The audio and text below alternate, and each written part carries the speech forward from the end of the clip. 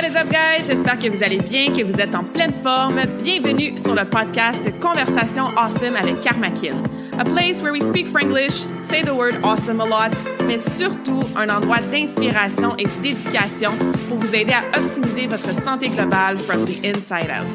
Mon nom est Claudia, fondatrice de Karmakin, et ma mission avec ce podcast est de t'amener dans un monde de développement personnel, d'optimisation d'habitudes de vie et de découverte so you can unleash your potential and live the life you truly want and deserve.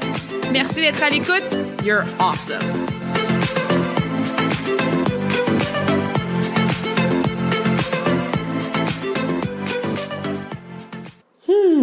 Je suis vraiment reconnaissante aujourd'hui puis super excited de vous présenter la nouvelle conversation awesome de la semaine. On se gâte cette semaine avec un épisode spécial Spotlight sur Léonie, un épisode spécial pour la relève Karmakin, un concept d'épisode que j'ai commencé à faire en 2021 qui met en vedette des jeunes, des enfants, des adolescents, adolescentes qui ont cette espèce de sagesse, de maturité, de façon naïve mais awesome de voir les choses, qui malgré leur jeune âge ont déjà souvent plus d'expérience de vie qu'on pourrait s'imaginer et qui sont capables de nous apprendre et de nous rappeler des leçons et des façons de voir les objectifs et les ambitions, la vie en soi, qu'on oublie parfois, malheureusement, plus on vieillit et plus on atteint évidemment l'âge adulte. Donc aujourd'hui, on a Léonie qui a 19 ans, qui vient nous jaser en toute simplicité, mais surtout en grande vulnérabilité, qui fait tellement du bien à entendre. Elle nous partage son histoire personnelle avec sa relation avec le sport, l'entraînement, la nutrition, les bonnes habitudes de vie, mais aussi ses passions aussi qu'elle a pour, par exemple, le domaine de la santé et les animaux. Donc, vous allez entendre dans la conversation d'aujourd'hui que c'est quelqu'un qui a pas peur de s'exprimer, qui peut nous donner toutes sortes de pistes de réflexion, puis de « Ah ouais, j'avais peut-être pas vu ça comme ça », et qui nous rappelle aussi certaines choses vraiment, vraiment importantes par rapport aux expériences personnelles et scolaires et dans son travail, dans ses passions, comme je disais, qu'elle a vécues. Donc, ça m'a fait vraiment plaisir de m'asseoir puis de jaser avec elle. C'est pas quelqu'un que je connaissais beaucoup avant, mais ça m'a fait tellement plaisir de voir qu'on avait effectivement plus de points en commun qu'on pensait.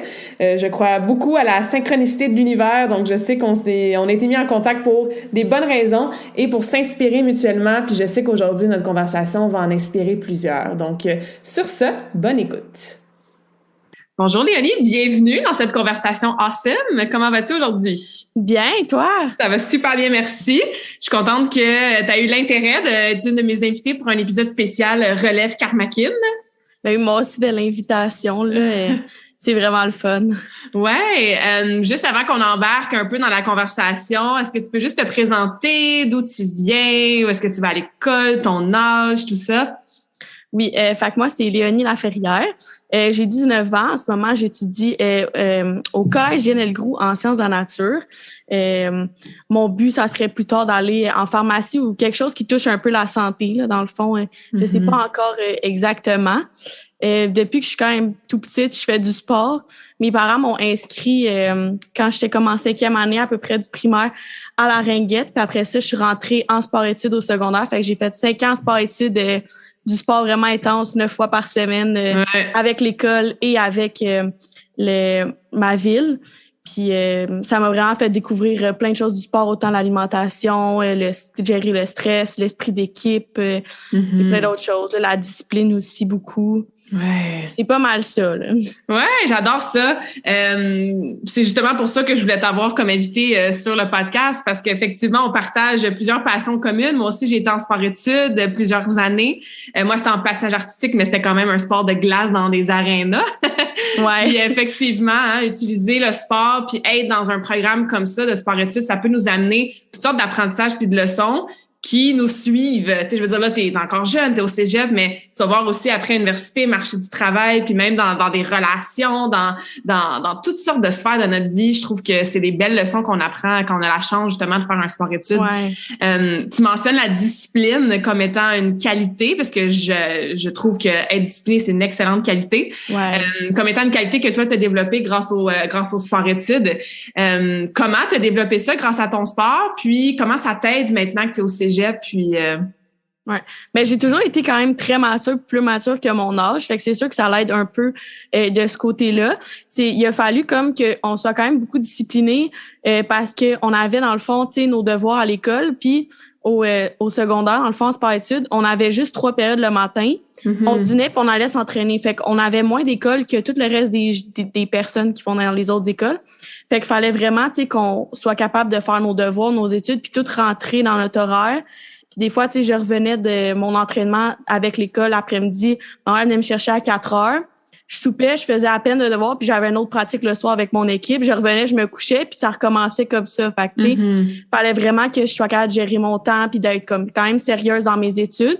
J'ai toujours aussi aimé l'école, avoir des bonnes notes et tout. Fait que c'est sûr que ça l'a aidé. Puis, tu sais, ça permet maintenant, tu sais, je suis plus en sport-études, je joue plus à ringuette, mais je fais plus de l'entraînement musculaire et tout, là, de la musculation. Puis, tu sais, faut que je sois capable aussi avec l'école de gérer mes priorités, quand même être disciplinée aussi, fait que ça l'aide pour ça, là. Je suis comme pas lancée dans le vide, vu que, tu sais, au cégep, c'est toi qui t'organises pas mal, là, ton horaire et tout. Fait que c'est sûr que ça m'a vraiment aidé pour ça, d'être disciplinée puis d'avoir appris ça plus jeune, là. Ouais, non, c'est clair.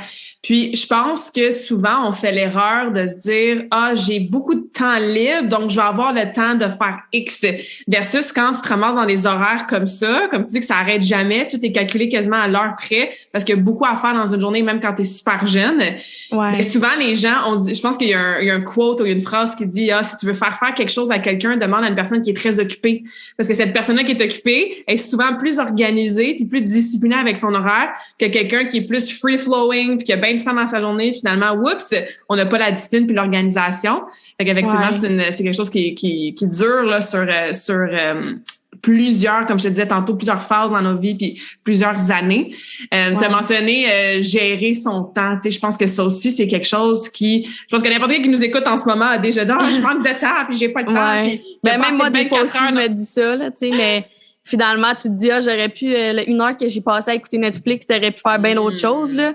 C'est tout le temps ça, tu sais, qui arrive. Puis aussi, tu sais, comme en ce moment, je suis en congé, là, j'ai pas d'école, je recommence bientôt, mais tu sais, quand j'ai une journée libre, mettons comme aujourd'hui, je me dis, je prends ça relax. Ouais. Mais tu sais, je fais beaucoup plus de choses quand j'ai déjà un horaire préétabli comme d'école. J'ai un cours de telle heure à telle heure. Après, OK, je peux m'entraîner de telle heure à telle heure, faire des devoirs. On dirait que je suis beaucoup plus organisée quand j'ai une journée libre, que je peux faire ce que je veux. Je suis comme moins productive qu'une journée que j'ai bien les choses à faire. Tu sais, c'est quand même drôle, mais... Ouais, ça revient exactement au point que je disais, tu sais, puis... Comment tu arrives à trouver l'équilibre entre, avoir des journées productives, que tu fais beaucoup, que tout est organisé, puis avoir des journées, justement, que tu te donnes la permission d'être un peu plus loose, puis de faire, parce que ça, c'est important aussi, tu sais, d'avoir un équilibre dans ça, puis pas toujours être en mode go, go, go, puis organisé, puis tout est timé à la minute près. Est-ce que tu te donnes, premièrement, la permission d'avoir des journées comme ça, que tu peux écouter Netflix, puis pas avoir trop dans ta journée? Puis comment tu fais pour gérer ça? Ben souvent c'est le monde qui me disent de comme slacker un peu là, relaxer puis prendre du temps. Sinon c'est sûr que moi souvent comment je fonctionnais avec l'école, c'est tu sais c'est pas une journée complète que je vais faire comme ce que je veux, relax et tout. Souvent ça va plus être le soir quand j'ai eu des grosses journées, beaucoup d'école, que je vais être comme OK, ce soir, j'ai du temps demain pour le faire, ce soir je vais relaxer, me coucher tôt ou comme juste chiller dans mon lit à écouter Netflix, puis tu sais être plus relax, puis c'est rare que je prenne une journée complète parce que je travaille aussi puis tout. Fait que j'ai pas j'aurais le temps de le faire, mais tu sais je le fais pas vraiment. Puis tu sais comme il y a un été, je travaillais comme 60 heures par semaine parce que j'avais 2 jobs, puis là c'est le monde qui me disait après là tu sais arrête là, prends du temps, c'est quand que t'as relaxé pour la dernière fois, puis j'étais comme je le sais pas là. Fait que souvent c'est le monde qui va me le dire aussi arrête de tout timer puis que tout soit comme prévu d'avance, tu sais tu peux relaxer puis prendre comme ça vient aussi là. Mais je pense que c'est un super bon truc que tu mentionnes, puis je pense que la plupart des femmes qui nous écoutent devraient écouter ce truc-là, c'est que des fois, on attend d'avoir une fin de semaine off au complet, ou de partir une semaine en vacances pour relaxer, ou de prendre une journée qu'on n'a aucun rendez-vous, pas d'enfants à gérer, ou tu sais, pas d'entraînement à faire. Mais non, ça peut être 1 heure par jour. Ça peut être une soirée par semaine. Tu sais, ça n'a pas besoin d'être seulement quand je suis en vacances, je prends soin de moi. Seulement quand j'ai une fin de semaine off que là, je peux relaxer. Puis je trouve que ça enlève aussi, le sentiment de culpabilité des fois, parce que des fois, on se sent mal, puis on est comme, je pourrais faire X, Y, Z, mais non, tu sais, je veux relaxer. Puis ça amène cette fameuse équilibre-là qui est parfois difficile à aller trouver dans un quotidien qui est occupé, tu sais. Fait que je trouve que c'est un bon truc qu'on devrait tous prendre en note. Tu mentionnais, là, t'es au cégep, t'aimerais ça étudier en santé, tout ça. Qu'est-ce qui te passionne de ce domaine-là? Ben, c'est vraiment savoir ce que je veux vraiment comme apprendre, là. Peu importe comme le programme que je fais, ce que je veux vraiment, qu'est-ce que j'aime vraiment, c'est apprendre comment le corps humain fonctionne. Fait que, tu sais, tout le cœur, les poumons, puis surtout qu'est-ce qui a rapport à l'entraînement. Tu sais, quand j'ai commencé le cégep, mon premier cours d'éduc, c'était vraiment, tu sais, c'était en Zoom, en pleine pandémie. Fait qu'on apprenait juste comme papier, genre les trucs, comment ton cœur fonctionne quand tu t'entraînes, dépendamment ton cœur il bat comment, ben là tu dépenses tant de calories, puis c'est vraiment ça que j'aime beaucoup, comment notre corps assimile les nutriments et tout. C'est vraiment, je trouve, intriguant puis le fun à savoir vu que ça nous concerne puis ça peut être utile, c'est surtout ça là, pouvoir aider les autres aussi. Fait que c'est majoritairement pour ça que j'aimerais ça aller dans la santé là, pouvoir m'aider moi-même, apprendre des choses qui me passionnent puis pouvoir aider les autres aussi dans ce qu'ils font et tout là. C'est sûr que moi, étant dans ce domaine-là, ça me parle énormément ce que tu dis. Puis le corps humain, tu vas voir, là, c'est fascinant. Puis plus t'en apprends, plus tu te rends compte que t'en as à apprendre.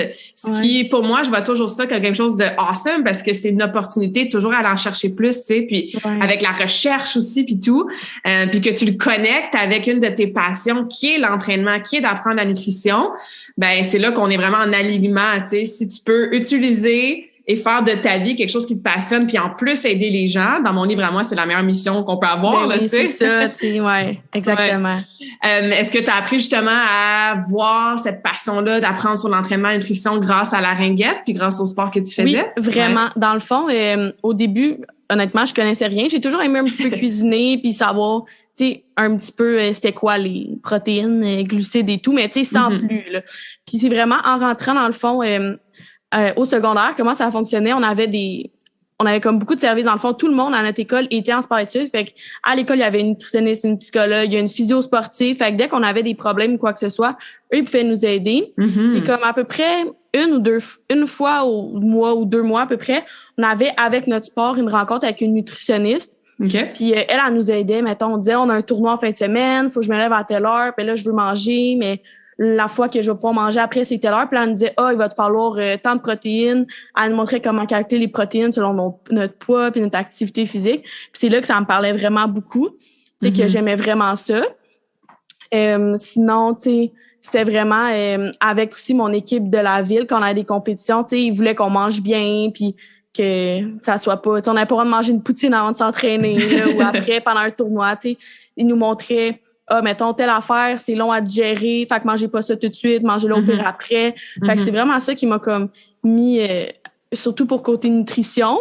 C'est sûr, je le fais pas tout le temps. Tu sais, j'ai plein d'outils, mais je les utilise pas vraiment tout le temps, là. Des fois, c'est comme up and down. Je suis sûre que tout le monde lève la main en ce moment puis est exactement comme toi. Hein? On le sait qu'est-ce qu'il faut faire, mais des fois, pour toutes sortes de raisons, on le fait pas. On le dit aux autres, mais nous-mêmes, on le fait pas, là. Puis pour tout ce qui est musculation, dans le fond, avec la ringuette, ben en fait, toutes les sports-études devaient une fois par semaine s'entraîner au gym. Fait qu'il y avait un gym dans l'école, sinon on allait dans un gym privé, un gym qu'on connaît tous, là, peu importe. Puis on avait un coach privé, mais on est allé à un gym à un moment donné. Puis les personnes nous poussaient vraiment à fond. Ils entraînaient du monde qui sont allés dans NHL, dans NFL et tout. Fait que au début, moi, quand je m'entraînais là, je capotais, j'aimais pas ça, j'avais le goût de pleurer. J'étais comme, mais qu'est-ce qu'ils nous font faire? Je souffre en ce moment. Oui. Finalement, j'ai découvert que j'aimais vraiment ça. Puis, tu sais, c'est dur sur le moment, mais après, tu te sens tellement bien. Puis, moi, c'est surtout le sentiment de après que j'aime beaucoup quand tu te pousses à fond. Tu sais, tu le sais quand tu as fait un bon entraînement, puis quand ton entraînement était bof, là, que t'es pas raqué, puis que t'es même pas essoufflé, là. Fait que c'est surtout ça. Puis c'est là que j'ai découvert que finalement, j'aimais beaucoup plus la musculation que la ringuette. Fait que, tu sais, ça m'a vraiment fait découvrir ce sport-là, si je pourrais dire, que j'aime vraiment beaucoup, puis qui il me permet vraiment de me dépasser. Puis c'est, tu sais, t'es focusé sur toi-même, de te battre toi-même et non les autres, là. Fait que c'est surtout ça que j'aime aussi, Ouais, je suis totalement d'accord. L'entraînement en soi, même chose qu'on disait tantôt, peut nous amener à avoir des leçons de vie puis des apprentissages qu'on peut transférer ailleurs. T'as parlé du dépassement de soi. tu sais, de se pousser hors de sa zone de confort, puis de se prouver à soi-même que tu es capable de faire plus que qu'est-ce que tu penses que tu es capable. Parce que souvent, c'est le mindset, là, c'est entre les deux oreilles. On dit, moi, je suis pas capable de faire ça, je peux pas faire un push-up de plus, je peux pas squatter de plus. Puis eux, ils te poussent à le faire, puis tu vois finalement, oh my God, j'ai été capable, tu sais. On nous dit, OK, il remet... mettons, on faisait des bras, là. Moi, je mettais un 15 livres, il était comme, non, t'es capable de 25. Je suis comme, t'es fou, je peux pas faire ça. Puis là, finalement, c'était dur, mais je réussissais, tu sais. Mm-hmm. Puis c'est ça aussi, ça manque quand même en ce moment de pas avoir un genre de coach qui me pousse puis qui le sait que t'es censé faire 10 répétitions puis t'en as juste fait 8 parce que t'étais fatigué un peu. Lui, il t'aurait poussé à le faire, tu sais. Mm-hmm. C'est sûr, ça manque un peu ce côté-là aussi, là, d'avoir... tu sais, c'est là que je le remarque le plus, là, que finalement... c'est vraiment bénéfique d'avoir quelqu'un qui te pousse beaucoup, là, puis il te fait vraiment surpasser tes limites. Parce que avec nous-mêmes, tu sais, c'est facile de dire, OK, non, je vais juste rester là, puis tu restes dans ta zone de confort, t'es bien, puis c'est pas dur et tout, là. Puis c'est là le pouvoir, je pense, d'un coach ou d'un entraîneur dans ton sport ou d'un professeur à l'école ou d'un mentor en business, tu sais, quelqu'un qui a un œil externe parce que nous, on se voit nous-mêmes, on est dans nos habitudes, on est dans notre confort. Fait que d'avoir cet œil-là externe-là, puis souvent, ce coach-là ou ce mentor-là va croire plus en tes capacités que toi-même.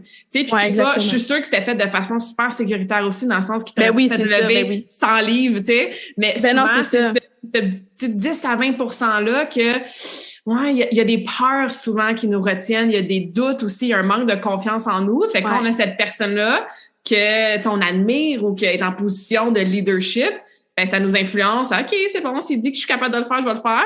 Puis là, une fois que tu l'as fait, tu fais comment? Ben là, j'ai la confiance en moi pour le refaire le lendemain ou la semaine suivante, tu sais. Ouais, c'est ça, exactement. Puis aussi, il y a ça, je trouve, quand aller au gym versus t'entraîner à la maison. Moi, je suis quelqu'un qui a quand même de l'orgueil, là. Fait que quand je suis au gym, mettons, je m'entraîne, puis je suis comme, moi, j'arrêterais là, tu sais, je suis censée en faire 10 répétitions, j'en fais juste 8. Puis je me dis tout le temps, imagine qu'il y a quelqu'un qui a compté, puis il sait que je les ai pas toutes faites. Je me dis tout le temps ça, fait que j'ai comme de l'orgueil où, s'il voit que je lève juste ça, tu sais, sans me blesser puis aller trop loin, là. Mais tu sais, en allant au gym, je suis comme, imagine que quelqu'un me regarde, puis là, il sait que je le fais pas comme du monde ou que il sait que je pourrais mettre plus, tu sais. Fait qu'il y a ça aussi au gym qui manque un peu en ce moment, là, vu qu'ils sont fermés. C'est sûr, au moins, je peux continuer de m'entraîner chez moi, là, mais je me pousse moins que si j'étais au gym, là, mettons. C'est ça, mais je pense qu'encore une fois, tu amènes un bon truc puis quelque chose à garder en tête pour tout le monde qui nous écoute, tu sais, trouver des façons dans son environnement avec, je sais pas moi, un coach, avec même de la musique motivante pour nous permettre d'exploiter nos forces puis notre plein potentiel, tu sais. Toi, t'aimes aller au gym parce que bon, t'as l'orgueil puis il y a quelqu'un qui check, entre guillemets, tu sais, t'aimes avoir un coach. Il y a quelqu'un d'autre qui peut préférer s'entraîner à la maison, mais il va rentrer dans une application mobile, il va envoyer un texte à son ami une fois que c'est fait puis combien t'as couru de kilomètres ou peu importe. Il faut trouver nos façons d'être capable de se pousser par soi-même si on n'a pas les ressources externes. Mais c'est ça, chaque personne doit trouver son compte puis ce qui la motive. Puis même ce mot-là, des fois, je dis plutôt que la motivation, ça dure jamais, là. C'est pour ça qu'il faut se fier aux habitudes. C'est pas la motivation. Il y a comme j'arrête pas de voir un TikTok sur ça, là. Tu sais, c'est pas de la motivation, c'est de la discipline à aller au gym. C'est la personne qui va à chaque jour. C'est pas qu'elle a de la motivation à chaque jour, c'est juste qu'elle est disciplinée puis qu'elle se dit qu'elle y va même si ça ne tente pas, tu sais. Puis après, tu vas jamais regretter de t'être entraîné, mais tu vas regretter de pas être allé t'entraîner, tu sais. Absolument. Absolument. C'est quoi les ressentis ou les feelings que tu as quand tu finis de t'entraîner? Comment tu te sens quand tu t'es poussé à fond? Je me sens comme vraiment légère. On dirait, je suis vraiment heureuse. Ça me met... tu sais, je sais que s'entraîner, ça délivre une genre d'hormone ou je sais pas trop. Ouais, les hormones du bonheur que j'appelle. Ouais, exactement, c'est ça. Puis tu sais, je me sens vraiment bien après. J'ai vraiment un gros regain d'énergie. Tu sais, ça me permet de continuer ma journée. Quand je m'entraîne le soir, par contre, souvent, je suis sur le bord de tomber dans les pommes, là, parce qu'il est trop tard, mais le matin ou dans le jour, peu importe, là, ça me donne vraiment de l'énergie pour après. Je suis fière de moi aussi. Fait que, tu sais, c'est surtout ça, là, que ça m'apporte. Tu sais, je sens que je me suis dépassée, sentir mes muscles qui ont mal. Je sais pas, j'aime ça, là, aussi, être raqué. Tu sais que tu as eu un bon entraînement quand t'es raqué, là. Fait que, il y a ça aussi. Ouais, puis tu sais, je pense qu'avec tout ce qui se passe, justement, en plus, depuis 2 ans, tu sais, l'espèce d'énergie négative, les mauvaises nouvelles, puis tu sais, l'humain est très attiré vers, justement, le négatif, puis le gossip, puis tout ça.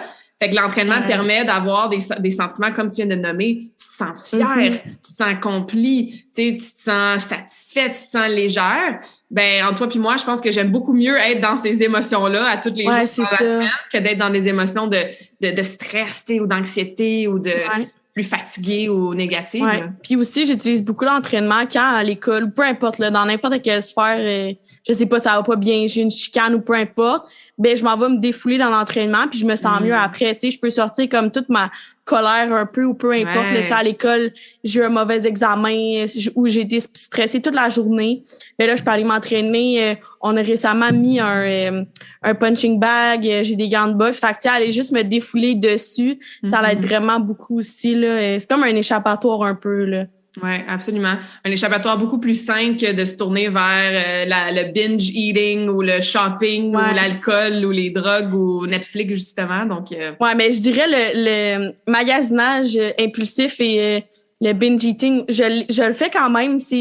Si ça fait partie de moi un peu, je dirais, là. Tu sais, des fois, ça va pas bien, puis là, je dis, je vais aller magasiner, puis bon, qu'est-ce qui est arrivé encore, tu sais? Puis là, ça comme, vas-y pas, ou tu sais, juste aller me promener, puis là, je regarde les trucs, je suis comme, OK, non, j'en ai pas besoin, là.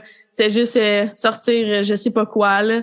Fait que souvent, aussi, quand j'ai du stress avec l'école, c'était je mangeais, puis là, je suis stressée, je mange, j'ai moins de temps pour étudier parce que je suis en fin de session. Là, j'ai encore plus de stress, je mange, puis je m'entraîne pas, puis là, c'est comme, tu sais, ça devient... Puis là, t'es déçu de toi à la fin, tu sais, tu te mets de la pression pour ça. Puis là, t'es comme, bon, j'aurais dû m'entraîner à la place, tu sais, de manger puis de m'apitoyer sur mon sort, mais je le fais pas tout le temps, là. Non, puis t'es pas la seule. Puis ça, c'était une autre chose que je voulais te jaser, tu sais, te parler, bon, vous avez appris la nutrition en ringuette, quoi manger, pas manger de poutine. Puis moi, tu le sais, j'ai un background en passage artistique. Je pense que je te l'avais dit aussi, j'ai eu des troubles alimentaires dans ma début vingtaine.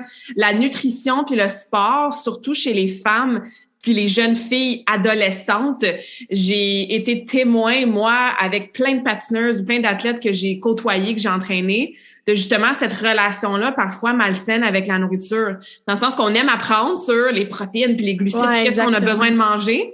Mais des fois, on est trop strict avec ça, puis on se permet pas de manger, nous autres aussi, une fois de temps en temps, une poutine ou un muffin du Tim Hortons. Puis quand ça devient une source de réconfort ou de gestion de stress, ben c'est là qu'il peut y avoir de l'orthorexie, du binge eating, de l'anorexie, de la boulimie. Fait que merci de partager que toi, c'est quelque chose avec lequel parfois tu as des difficultés. C'est quoi les autres trucs que tu utilises quand tu remarques là, peut-être que je me tourne un petit peu trop vers la nourriture, ou y a-tu des choses que tu as appris justement dans ta carrière en ringuette avec le sport, ou que tu as vu tes coéquipières passer à travers qui t'a aidé à avoir une relation assez saine avec la nourriture? Ben, je dirais que pendant mon secondaire, c'était quand même très sain parce que tu sais, j'avais pas vraiment de binge eating ou quoi que ce soit parce que l'école me stressait pas en tout, là. J'avais des super de bonnes notes, là. J'avais une moyenne de comme 95. Tu sais, j'ai toujours trouvé ça hyper facile au secondaire, là. J'étudiais pas, puis j'avais des super de bonnes notes, tu sais. Puis tout le monde autour de moi mangeait super bien, puis il y avait des super de bonnes recettes. Fait que, tu sais, tout le monde mangeait bien, mangeait bien, tu sais. Des fois, on mangeait bien, on allait chercher une poutine parce qu'il y avait plein de restos autour, mais équilibré. Entre nous, c'est ça, entre nous, on se passait des collations. Des fois, je sais pas, moi, j'avais un Joe Louis puis il y a une fille qui le voulait. Moi, j'étais comme, moi, j'ai le goût de manger une pomme, tu sais. On s'est échangé, tu sais, des affaires comme ça. Fait que pendant mon secondaire, j'ai pas vraiment eu ce problème-là, là, si je pourrais dire. C'est vraiment plus avec le cégep que ça a embarqué, pandémie. Parce que quand la pandémie est arrivée, je m'entraînais comme 2-3 fois par jour. J'avais perdu beaucoup de poids. Tu sais, j'avais rien d'autre à faire. Fait que j'étais comme, pourquoi pas? J'étais rendue super forte. Tu sais, j'avais été comme le plus en shape que j'avais jamais été, même en étant en sport-études, tu sais. Puis là, quand les gyms ont fermé, j'ai commencé le cégep. J'avais beaucoup de stress parce que je me mettais beaucoup de pression de je veux une grosse cotère, des méga bonnes notes. Puis à un moment donné, je me suis rendu compte que tu sais, parce que je voyais des gens qui avaient eux des super de bonnes notes puis qui ils se dépassaient eux-mêmes, mais qu'au final, il y avait pas de vie sociale, ils faisaient rien, pas de sport, ils travaillaient pas, puis j'étais comme, si je continue de me pousser de même, je vais juste comme craquer, puis ça va plus fonctionner, là. Fait que je me suis comme slacké un peu, mais pendant mes fins de session, mi-session, tu sais, ça m'arrive quand même souvent, là, ça va pas bien, ou le soir, j'ai faim, mais dans le fond, j'ai pas faim, là, tu sais, je mange 2 toasts au Nutella, mais comme, pour aucune raison, là, j'avais pas faim pantoute, faut le bien manger pour souper, mais puis là, je scrape ma journée un peu, tu sais, si j'ai bien mangé. Puis là, je me dis, Colin, j'étais bien partie, puis là, je scrape ça, tu sais. Fait que, ouais. C'est dur, puis je pense que, mon Dieu, j'ai pas de statistique exacte, là, mais 95% des femmes avec qui je travaille, on a toute une relation, je m'inclus là-dedans aussi, qui peut être problématique puis émotionnelle aussi, parce que comme tu dis, le soir, puis ça, c'est la première question que je dis à mes clientes de se poser. Est-ce que j'ai faim physiquement parce que j'ai pas assez mangé dans ma journée? Ou est-ce que j'ai faim parce que c'est un craving émotionnel? Exactement. La réponse, c'est toujours ça. Ouais. Fait que c'est de nommer l'émotion. Qu'est-ce que je suis en train de manger, là? Mes toasts au Nutella, là, tu sais, ils m'amènent, oui, bon, physiologiquement des calories, mais je veux dire, c'est-tu de l'ennui que je mange? C'est-tu du stress que je mange? C'est-tu de la colère? C'est-tu de la peine? Vraiment, c'est-tu un deuil? Fait que ça, c'est exactement ça pour de vrai. Moi, là, en tout cas, pour ma part, là, c'est rare que je mange le soir parce que j'ai faim. Parce que, en fait, j'ai remarqué, j'ai rarement faim, là. À part le matin quand je me réveille puis que j'ai pas mangé la veille le soir des toasts. Puis là, j'ai faim. Tu sais, je me réveille, je suis comme, il faut que j'aille déjeuner. Mais sinon, dans ma journée, là, tu sais, j'ai remarqué, je mange avant même d'avoir faim. Tu sais, je ressens pas la faim puis je mange quand même. Puis, tu sais, je pourrais manger moins facilement, là. Tu sais, sans dire, il faut que je coupe ma nourriture et tout. Mais, tu sais, je pourrais manger moins puis mieux, tu sais, facilement. Mais je le fais pas vraiment parce que, il y a un sac de chips à portée de main. Je vais en manger. Ça va me faire sentir bien. Tu sais, devant un film, je vais manger des chips, mais au final, j'aime bien mieux manger genre des raisins, là. Et je me sens bien mieux après, tu sais. Je réagis à comme le gluten, le sucre, le lactose, puis je le sais que quand j'en mange, j'ai mal au ventre après, mais je le fais quand même, tu sais. Ouais. Tandis que je pourrais manger d'autres choses que je me sentirais bien après, mais je le fais pas nécessairement, tu sais. Ouais, il y a tellement de facteurs qui viennent en jeu, tu sais. Puis en fait, ce genre d'aliments-là, comme des chips, du chocolat, tout ça, ben c'est littéralement fait pour nous rendre addicts à ça.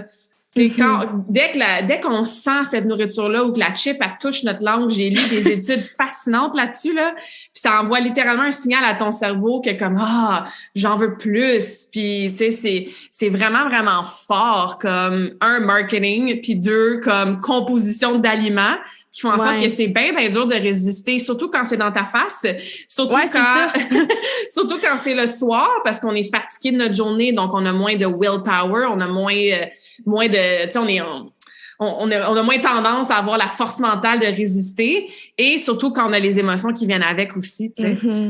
C'est quoi les autres choses que tu fais dans ton quotidien qui t'aident à gérer ton stress au-delà de l'entraînement puis au-delà de te tourner, par exemple, vers une collation peut-être pas nécessaire? Y a-t-il d'autres choses que tu aimes faire dans tes habitudes qui t'aident? Je dirais que c'est vraiment mes animaux. J'ai un lapin puis un chien. Mon chiot il y a 6 mois et demi à peu près. Il va avoir bientôt 7 mois. Puis ça me fait vraiment comme de la zoothérapie, là. Tu sais, mes parents m'ont acheté un lapin quand j'étais petite pour mieux gérer mes émotions. Puis quand il y avait quelque chose, je me chicanais ou peu importe, ben je prenais mon lapin puis ça me calmait vraiment, tu sais.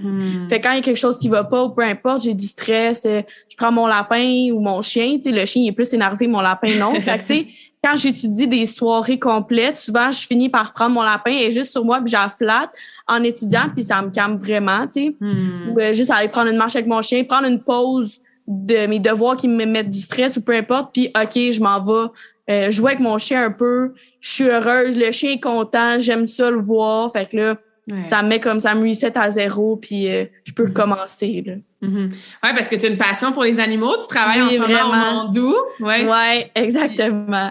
Au-delà de justement cette, mon Dieu, c'est de l'amour inconditionnel, hein, nos animaux, puis ça fait du bien.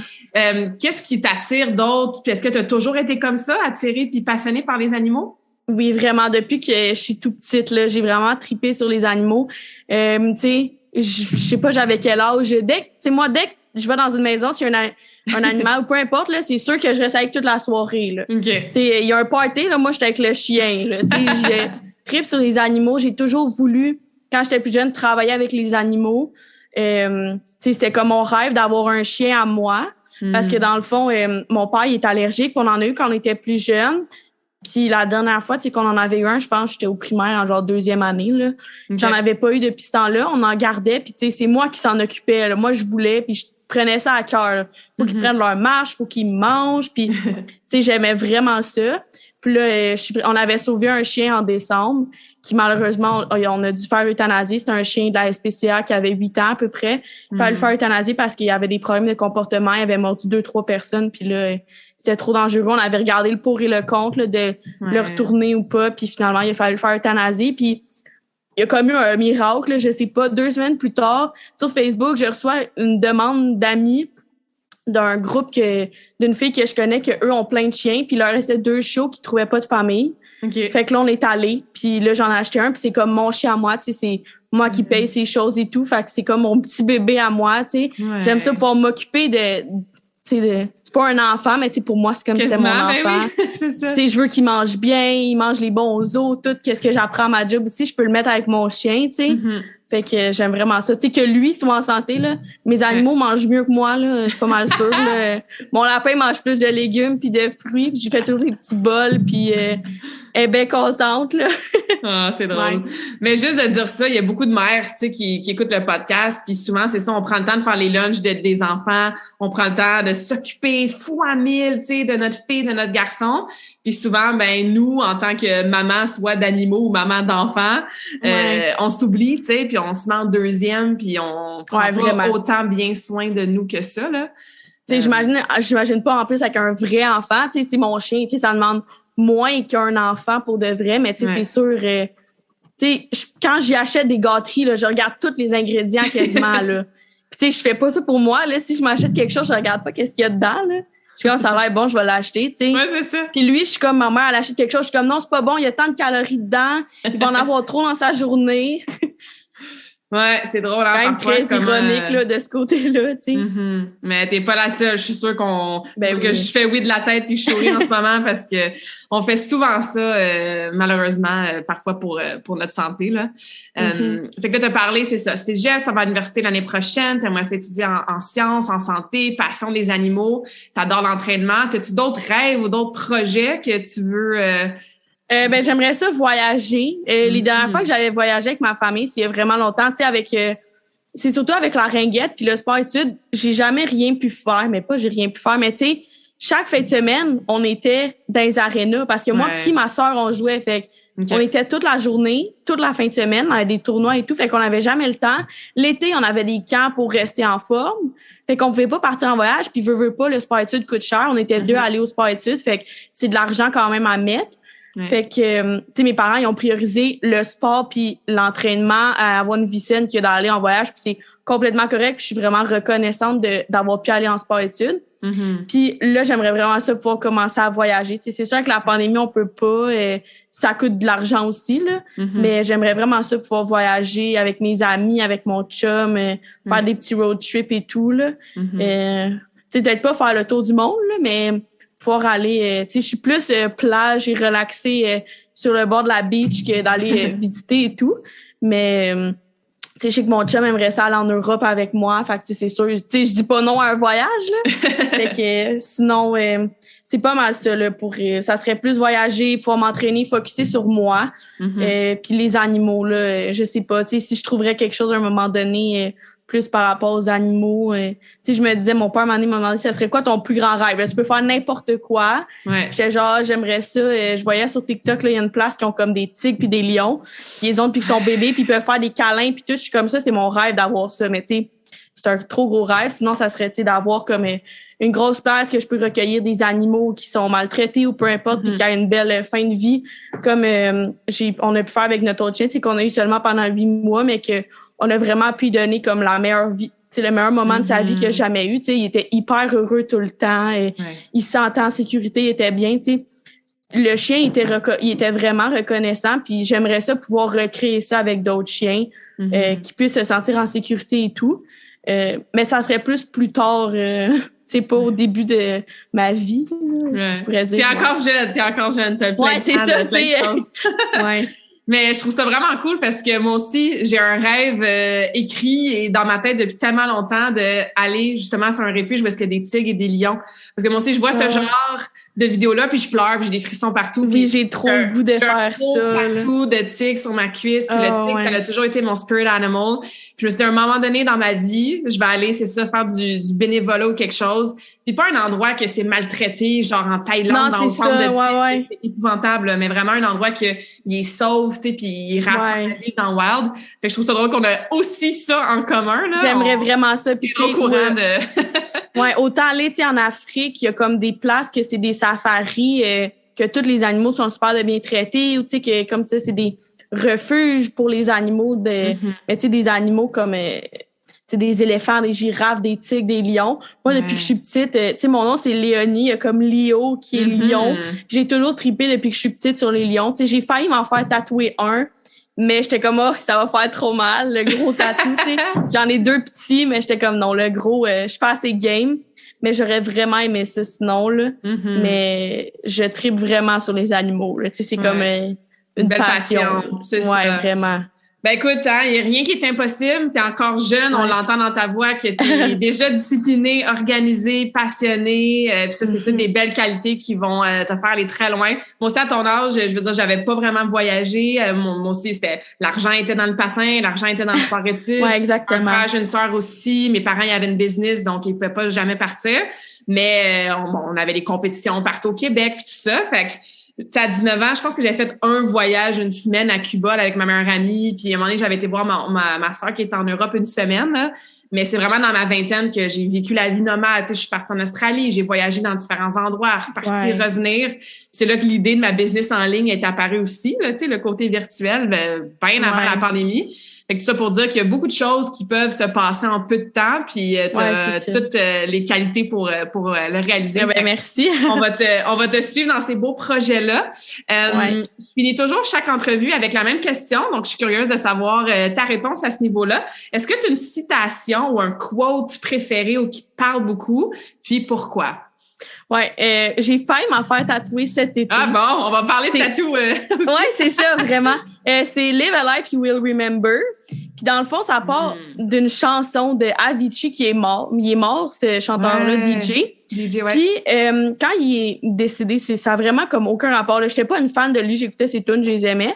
Puis là, à un moment donné, j'ai écouté cette tune-là. Puis là, je l'ai réécouté, puis j'étais comme, OK, il dit ça. Il parle de son père, genre que son père, il a dit, genre, live a life you will remember. Puis là, il est décédé. Puis là, quand j'étais plus jeune aussi, quand j'avais 13 ans, je pense, en 2016, si je me trompe pas, ma meilleure amie est décédée d'un accident à la maison. Là. C'était pas... Puis c'était vraiment comme une amie de la famille. Ses parents, ils ont été au secondaire avec mes parents.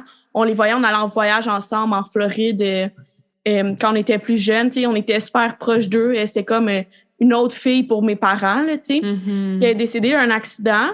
Puis à ce moment-là, je me suis toujours dit, je vais vivre comme si il y avait pas de lendemain, tu sais, dans un sens. Que, tu sais, si j'ai le goût de faire quelque chose, je vais le faire.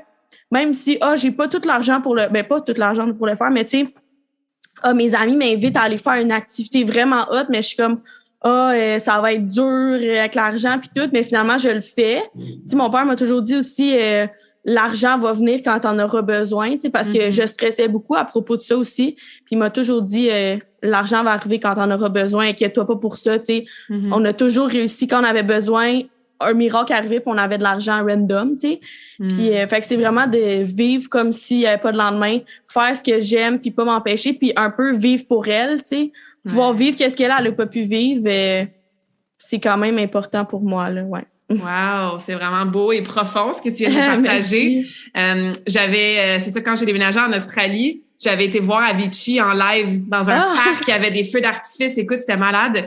Puis moi aussi, j'étais comme j'écoute ses chansons, tu sais, mais j'étais pas une groupie grande fan. Ouais, non, c'est ça. Mais après l'avoir vu vraiment faire son œuvre là, tu sais, en live, j'avais continué à suivre beaucoup. Puis en fond, il est décédé. J'étais dans un autre voyage au Costa Rica, puis je me souviens à quel point ça avait choqué là la scène internationale là, de la musique puis tout ça. Donc, c'est bien que cette parole-là t'aille parlé. Puis en plus que tu peux l'associer à l'histoire avec ton amie, là, c'est ton ange gardienne. Puis c'est sûr qu'elle va te guider dans pour toute la famille, là, honnêtement. Tu sais, ma soeur aussi, c'était sa meilleure amie. Puis sais, on était comme toutes super proches, là. Ouais. Fait que ça l'a vraiment appris beaucoup, là, même pour mes parents, tu sais, ils nous l'ont dit, là, maintenant, tu sais, qu'on était plus jeunes avant. Tu sais, ils nous l'ont dit, quand ça s'est arrivé, eux, ils étaient comme, OK, on va faire, mais au début, ils étaient comme, on va faire tout ce qu'ils veulent, là. Ils veulent aller au cinéma, go, on va au cinéma. Puis, tu sais, eux, ils ont, comme, appris de, comme, ça peut arriver n'importe quand, tu sais, c'est un accident, random, là, tu sais, ça avait aucun rapport d'arriver, là, tu sais.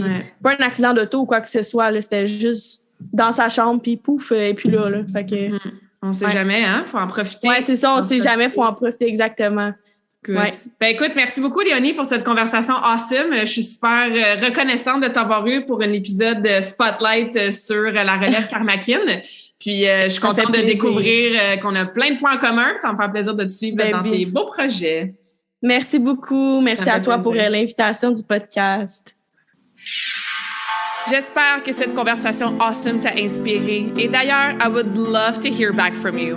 Rejoins Karmakin sur les réseaux sociaux and tag me in a post pour partager ce que tu retiens de cet épisode. Je serais vraiment grateful aussi si tu pouvais me laisser un rating and review pour le podcast. Ça me permet d'avoir un impact positif sur plus de gens comme toi. Merci beaucoup d'avoir été à l'écoute and until next time, je te souhaite une journée awesome.